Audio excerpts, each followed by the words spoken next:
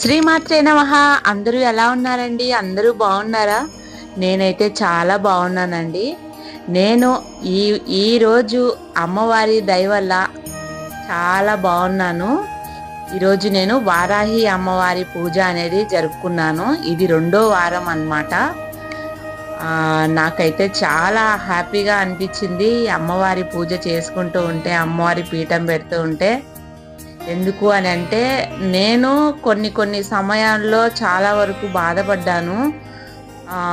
నేను కోరుకున్నవి నాకు జరగలేదు, నాకు రావాల్సిన డబ్బులు రాలేదని చాలా వరకు అయితే నేను బాధపడిపోయేదాన్ని. ఇది నేను రెండో వారం అండి పూజ చేసుకోవడము. కానీ నేను ఏదైతే సంకల్పం అనుకొని చేశానో అదైతే ఈ అమ్మవారు, శ్రీ వారాహి అమ్మవారు నా కోరిక అనేది నెరవేర్చారు. నాకు చాలా ఆనందంగా అనిపించింది. చూడండి, ఈ వారాహి అమ్మవారు ఎంత చక్కగా ఉన్నారో, ఎంత అందంగా ఉన్నారో. చాలా ప్రశాంతంగా అయితే కూర్చున్నారు. పూజ జరుపుతున్నంతసేపు నాకైతే రెండు కళ్ళు సరిపోలేదు అమ్మవారిని చూడడానికి. పూజ ప్రతి ఒక్కరూ చేసుకోవాలండి ఈ అమ్మవారి పూజ. ఎందుకు అని అంటే, మనకు తెలిసి కానీ తెలియక కానీ చాలామంది శత్రువులు ఉంటారు. సో అలాంటి మనము తెలిసి తెలియక ఎన్నో సమస్యల్లో, ఇబ్బందుల్లో నుంచి బాధపడుతూ ఉంటాం కదా. మనం ఒక్క శుక్రవారము కానీ 16 శుక్రవారాలు కానీ ఈ వారాహి అమ్మవారి పూజ చేసుకుంటే మాత్రం ఖచ్చితంగా మన ఇంట్లో ప్రశాంతత అనేది ఖచ్చితంగా కలుగుతుందని నా నమ్మకము. నాకు మంచి జరిగింది, ప్రతి ఒక్కరికి మంచి జరగాలని నేను కూడా కోరుకుంటున్నాను. వారాహి అమ్మవారికి ఎక్కువ కందగడ్డ దీపం కూడా పెడతారు, కానీ మాకు దొరకలేదు ఇక్కడ. మేము మా శక్తి కొరకు అమ్మవారికి నైవేద్యం పెట్టి ఇలాగా కుంకుమార్చన అనేది చేసుకొని నేను ఆ అమ్మవారికి అయితే హారతి అయితే ఇచ్చుకున్నాను అన్నమాట. నాకు చాలా ప్రశాంతంగా అనిపించింది నా మనసు. ఈ అమ్మవారి గురించి ఎంత చెప్పుకున్నా తక్కువేనండి. ఎందుకు అని అంటే, ఆర్థికమైన ఇబ్బందుల్లో పడుతున్న వాళ్ళకి ఈ అమ్మవారు సహాయంగా నిలబడుతున్నారు.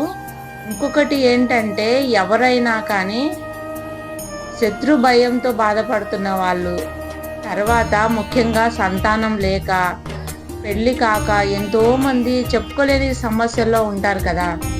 అలాంటి వాళ్ళు ఈ అమ్మవారికి ఇలా పీఠం పెట్టుకొని, మనము పక్కన వాళ్ళకి, ఎదురింటి వాళ్ళకి చెప్పుకునే కంటే ఇలాగా ఈ వారాహి అమ్మవారికి కన్నా చెప్పుకుని మంచిగా కన్నా ఇలా పూజ చేసుకుంటే ఆ అమ్మవారు నిజంగా వింటారు.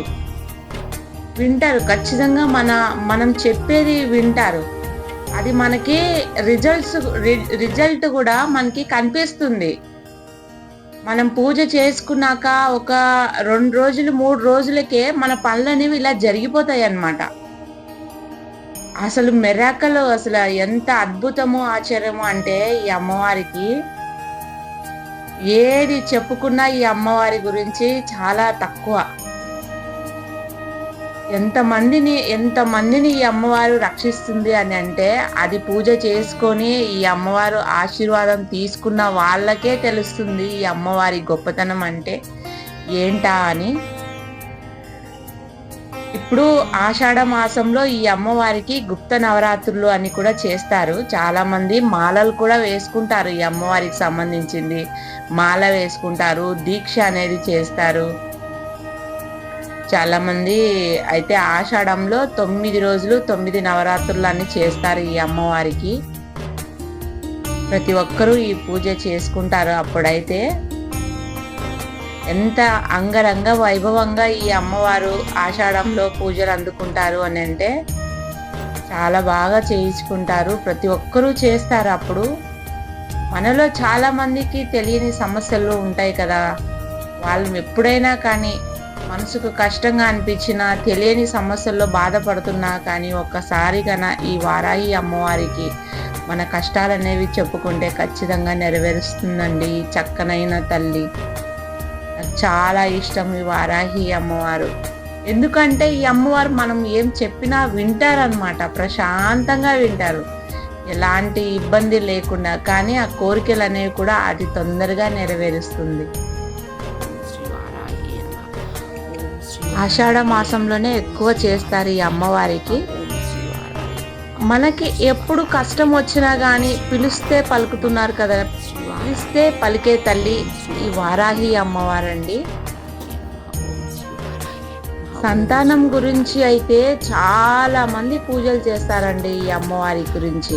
ఈ అమ్మవారికి అయితే ఇంకొకటి ఏంటంటే, భూమికి సంబంధించిన ఉంటాయి కదా, ల్యాండ్స్ అని, పొలాలని, వాటికి సంబంధించిన కేసులు కానివ్వండి, ఏదన్నా భూమికి సంబంధించిన ఇబ్బందులు ఉంటే ఈ అమ్మవారు తొందరగా నెరవేరుస్తుంది, ఈ వారాహి అమ్మవారు.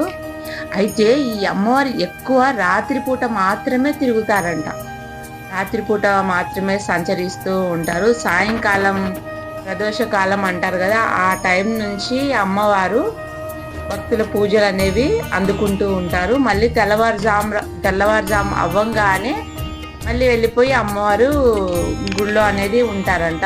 ఓన్లీ రాత్రిపూట మాత్రమే ఈ అమ్మవారు సంచరిస్తూ ఉంటారు, భక్తులని కాపాడుతూ ఉంటారు. ఇంత మహిమగల ఈ వారాహి అమ్మవారిని ఎవరు భక్తి శ్రద్ధలతో పూజ చేసుకోరు చెప్పండి? ప్రతి ఒక్కరూ చేసుకోవాలనే ఆశపడతారు. అందరికీ వారాహి అమ్మవారు అనుగ్రహం ఉండాలని నేను కూడా మనస్ఫూర్తిగా కోరుకుంటున్నాను. నాకైతే నేను కోరుకున్న కోరికలు అయితే నాకు నెరవేర్చింది ఈ వారాహి అమ్మవారు, ఈ చక్కనైన బంగారు తల్లి. ఎందుకంటే నాకు కూడా కొన్ని సమస్యలు ఉండే, అంటే నాకు రావాల్సిన డబ్బులు రాక కొంచెం ఇబ్బంది పడుతూ ఉండే, నేను ఇస్తారో ఇయ్యరో అని టెన్షన్ పడుతున్నా అనమాట. వాళ్ళే ఫోన్ చేసి మరీ ఇచ్చారు. అంత పవర్ఫుల్ ఈ అమ్మవారు అనమాట. వాళ్ళని ఏమి అనరండి, కొట్టరు, తిట్టరు. కాకపోతే వాళ్ళకు ఒక జ్ఞానం అనేది ఇస్తారనమాట. తిరిగి వాళ్ళ డబ్బులు వాళ్ళకి ఇచ్చేయాలి, తిరిగి వాళ్ళకి ఏదైతే మనం తీసుకున్నామో వాళ్ళ వస్తువులు వాళ్ళకి ఇచ్చేయాలని అయితే ఒక భావన అయితే కలగజేస్తారు ఈ అమ్మవారు. అంత పవర్ఫుల్ అమ్మవారు. ఈ వారాహి అమ్మవారి గురించి మనకు చాలా మందికి తెలిసే ఉంటుంది. ఈ అమ్మవారు ఎక్కువ కాశీలో ఉంటారని తెలుసు, కాశీలో ఉంటారు. మన లలిత త్రిపుర సుందరి అయిన అమ్మవారికి వాహన అధ్యక్షురాలుగా కూడా ఉంటారంట. ఈ అమ్మవారికి అష్టోత్తర శతనామావళితో పూజ చేసుకోవచ్చు. అది మనకి రావట్లేదు అనుకుంటే లలిత సహస్రనామం పెట్టుకొనైనా కానీ మనము అమ్మవారికి కుంకుమ అనేది అర్చన చేసుకోవచ్చు. ఈ పూజకి కావలసిన వస్తువులు ఏంటంటే, అమ్మవారికి ఎక్కువ దుంపలంటే చాలా ఇష్టము. మట్టిలో పండి ఉంటాయి కదా, అదే ఏమంటారు, చిలకడ దుంపలు, క్యారెట్లు, ఇలా దానిమ్మ గింజలు. అమ్మవారికి ఎరుపు అనేది చాలా ఇష్టం అంట, దానిమ్మ గింజలు ఇలాగా. ఇంకా ముఖ్యంగా ఏంటంటే అమ్మవారికి పానకం అంటే చాలా ఇష్టము. ఈ వారాహి అమ్మవారి పూజ నాకైతే చాలా సంతోషంగా అనిపించింది. మరొకసారి ఈ పూజ చేసుకునే అదృష్టము, అవకాశము ఈ వారాహి అమ్మవారు, ఈ దండనాయికి నాకు ఇచ్చిందని నేను మనస్ఫూర్తిగా నమ్ముతున్నాను. మీ అందరికీ వారాహి అమ్మవారు ఆశీర్వాదము ఉండాలని మనస్ఫూర్తిగా కోరుకుంటూ శ్రీమాత్రే నమః.